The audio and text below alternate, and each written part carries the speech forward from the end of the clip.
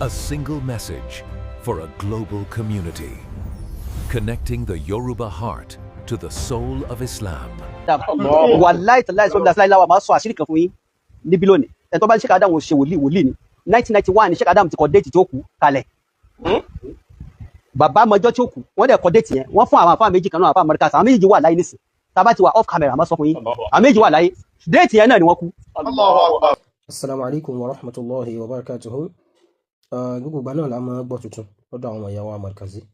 tí máa yàyàn lẹ́nu tí wọ́n máa béèrè pé ṣé kí ó ta kí làwọn náà ké, ṣé Qur'an ẹyọ kan tí gbogbo wa ń kà yẹn làwọn náà ń kà, níbo ni wọ́n ti ń gẹ̀ẹ́tì àwọn òrí yìí, níbo ni wọ́n ti ń gẹ̀ẹ́tì tó o bá dẹ̀ ti tẹ̀lé Ọlọ́run wí Ànábì wí tẹ́pọ̀ lórí àfẹ́ ìlú fẹ́ mọ̀ tẹ̀lé kiri àbùkàn fẹ́ mọ̀ jẹ́ ìmáà, wallahi kó jẹ́ professor yálà inú Arabic language ni o àbí inú Islamic studies àbí inú hadith àbí tafsir, tó o bá ti lè tẹ̀lé sunna wallahi wàá máa sound stupid ni o, kò síbo ibẹ̀ ṣe o. So ẹ wo dókítà yìí, Dr. Awal kọ́nà bá wa ṣe dáadáa fún ọ,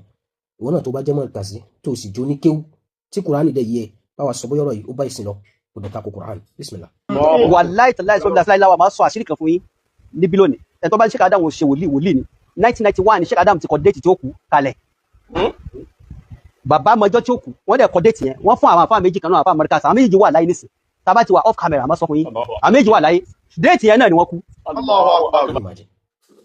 Ṣé wàá dá mọ̀ ọmọjọ́ tí wọ́n kù wọ́n sì kọ́ kalẹ̀, ẹ ṣe wá pẹ̀lẹ́ náà ṣe bẹ́ẹ̀ ilẹ̀ tú Kùránì tán láìpẹ́ yìí. Ok, sọgbà tẹ́ ẹ débi wa ma tadri nafsun bi ayyi ardin tamut kí lẹ́kọ̀ọ́ síbẹ̀ ẹ̀mí kan ò mọ ilẹ̀ ibi tí ó kù sí ẹja mọ̀ ṣíṣe àdámọ̀ kọ́ síbẹ̀ pé báwọn ṣe ń lọ yìí o London làwọn kù sí o agogo báyìí làwọn kù ẹ̀sọ́ déètì bó náà kọ́ síjọ́ òun kọjá rè ṣe ẹ̀yìn àyìnjú náà lẹ́fẹ̀ẹ́ yin bàbá ni tó fẹ́ ẹ wá fẹ́ torí ẹ̀kẹ́ tako Kùránì kí wàá lẹ tú sínú Kùránì gbà náà wa ma tadri nafsun madha taksibu ghadan kí lẹ tú síbẹ̀ ẹ̀yin kí ni yẹn lọ ṣe pẹ̀lẹ́ Islam ti kọjá gbogbo wọn tẹ́yìn fẹ́ sọ ẹ̀sìn dáyìí náà jẹ́ bí à ń jà sí àgbà ẹ̀yà wa la kọ́kọ́ dálẹ̀ ilé kí wa ló dáa ju ẹ̀yìn àfa wa dáa jà àfa wọn lọ ẹ̀yìn àfa wọn ò lè pé àfa wa lọ́mọ ẹgbẹ́ ni wọ́n ẹ̀gbọ́n àtàbúrò ni wọ́n mùdírù wa ni wọ́n bẹ́ẹ̀sì ní tí wọ́n tún yẹn kò tún rí àwọn làfa gbogbo ayé ó ṣe jẹ́ bí wọ́n náà yìí ẹ̀yin ò ní tìjú ó ṣe jẹ́ bẹ́ẹ̀ náà mọ́ bá yín àwọn tó wá ní ìtumọ̀ nú ẹ̀sìn tẹ́ẹ̀ lè sọ lọ́dọ̀ àwọn onímọ̀ ká má fojú burúkú wò yín èyí tó yẹ kán fún yín fọnú gan kán fún yín fọnú dànù pé gbẹ́nu ẹ sọ́njọ́ àwọn lẹ́yìn fi ń ṣe fáàrí kiri lẹ́nu ó mọ̀ ṣe o afa Awal ṣe bẹ́ẹ̀ ní ẹ lọ Saudi afẹ́ mọ̀ gan ṣe kọ́ọ̀sì wo lè ṣe gẹ́gẹ́ náà so ẹ lọ Saudi ẹkẹ́kọ̀ọ́ Saudi àwọn British tó wá train yín ẹ̀yin ni àwọn afẹ́ mọ́ bá wa sọ̀rọ̀ ọ̀rọ̀ tẹ́gbẹ́ tó bá bí yín proof àti reference pé ṣe lè make sense ẹ̀ ní lè defend ẹ̀ ṣé Adamu kọjọ́ tó fẹ́ kú kalẹ̀ as what sáwọn kẹ́kẹ́ jẹ́wà pé kì í ṣe karama o ìhánà nìyẹn o gbogbo ẹni Ọlọ́run tá a bá fẹ́ ròyìn tí tá a bá fẹ́ fi ròyìn ẹ bá ti tako Quran tó tako làákàyè tó ń ṣiṣẹ́ tó dẹ̀ ti tako sunnah Nabi wà náà yẹpẹrẹ ni ẹni kíkẹ́ ní bàbá kan kìíní kan ẹnìkan ò kírun ẹnìkan wọn lọ kírun Mẹ́kà bàbá kan wọn máa ń fa obìnrin lọ́yàn káàkiri bàbá kan máa ń jẹ búrẹ́dì lọ́sàn-án àwẹ̀ gbogbo dáadáa ẹ kò ń bẹ ìgbà alábẹ́sẹ̀ yẹn dálẹ̀ Yorùbá ṣé tẹ̀ bá ti wàá fìyẹn kì í ṣe Adamu àgbà wọn làáfà àbí wọn ṣe dáadáa wọn mọjọ́ ku wọn àṣìwò Ànábì sallallahu alaihi wasallam gan wọn kò declare jáde rí sallallahu alaihi wasallam ṣe Adamu kò dẹ̀ yàwá lẹ́nu náà pàdékù tí ń fi wọn wé jack mọ́lù kàtẹ́ níyẹn ń sìn yìí ó kàwé tí ó kọ́ṣẹ́ tí ó kéwù tì ní tiẹ̀ DSS 3 lòun ní ẹ̀yin tó wá gba PhD iṣẹ́ tí bàbá àwọn ṣe Ànábì Ọlọ́run mi ò ṣe yẹsàlúnàkà náà sọ bẹ́ẹ̀ so ẹ̀yin tẹ́yìn tó wá ní exposure ẹ kàwé débi tẹ́yìn kàdé ẹ kẹ́kọ̀ọ́ débi tẹ́yìn kàdé rádà wọ́n tún wá train yín lọ́dọ̀ àwọn òyìnbó táwọn kì í gba ìròrí tó ti dọ̀tí tó ti dípẹ̀ta ẹ̀yin náà tún wá dé ẹ̀dẹ̀ sọ tó takò ẹ̀sìn wa so káwọn èèyàn máa wò yín because you are a doctor PhD holder kò lè work Sheikh Adamu lọ́dọ̀ wà láàrin wà rọ́ọ̀sì àmẹ́yìn tẹ́ ẹ fẹ́ máa fi bàbá oníbàbá cash out tẹ́ ẹ kàn fẹ́ máa fi wọ́n tajà tí ò ṣe ẹ ṣàpẹ́lẹ̀ bàbá yẹn like seriously ẹ ṣàpẹ́lẹ̀ Sheikh Adamu àbí irú kí ni ká pè lè nísìn irú kí ni ká pè yẹn àwọn ẹ̀ṣin tẹ́ ẹ̀ ṣe yẹn kò make sense ni wallahi alazim kò make sense ṣe ẹ̀dá àwọn ọjọ́ tí wọ́n kú ìjọ wo ni ẹgbẹ́ ráìtì yẹn jáde àtijọ́ tọ́kọ síbẹ̀ pé déètì báyìí làwọn kú ní aago 11 ààbọ̀ gẹ́gẹ́ ní ọ̀njì báyìí níjọ báyìí láàyè báyìí àwọn òpin tọ́lọ́ fi jọ́lọ́ yẹn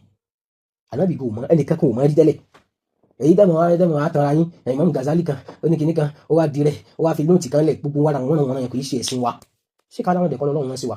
lókùn gbàtẹ́ bá mọ̀ pé wúrúwúrú ilẹ̀ ìwúbẹ́ lè máa fi polówó àwọn bàbá ìfún wa ẹ̀dánù Ànábì gan ni látòtòrò ni ẹ mọ́ yìn mí lẹ́yìn àyìnjú ẹ lè yín bàbá láìṣẹ̀ mọ́ kí n tí ì ṣe tiwọn náà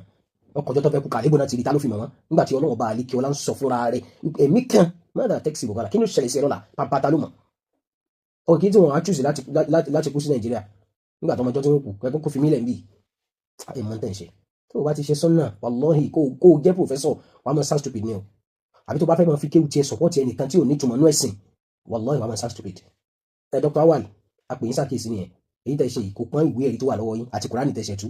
àti pé jùkújù lẹ̀ tú síbẹ̀ fáwọn mùsùlùmí lókù afẹ́ mọ́ tẹ́ tú síbi fáníà àti nẹ́yìn àdẹ̀fẹ́ mọ́ bí tẹ́ tú síbi wa ma tadri nafsun bi ayyi ardin tamut ẹ̀mí kò mọ̀lẹ̀ tí ó kò mọ́ bí tí ó kù sí ǹjẹ́ ní pé òun nímọ̀ ń pẹ́ ẹ jẹ́ kó bí ilé ilẹ̀ tí mọ́ ìmọ̀kọ́lé ilé tẹ́ ń bá kiri o àwọn ọmọ ìjánu kiri lásán o Sheikh Adam ala al-ayn wal-ras ṣé kọ́nà wa kẹwọn ya Rabbana ya ilahi ighfir li shaykhi li alori alhiqihu bi salihina fi zumuratil mursalina. Assalamu alaikum. Jọ̀wọ́ ṣe àkíyèsí láti subscribe fi like sílẹ̀ àti tẹ àròsọ bell fún àwọn ìmọ̀ràn tọlọ́fìn. Assalamu alaikum wa rahmatullahi.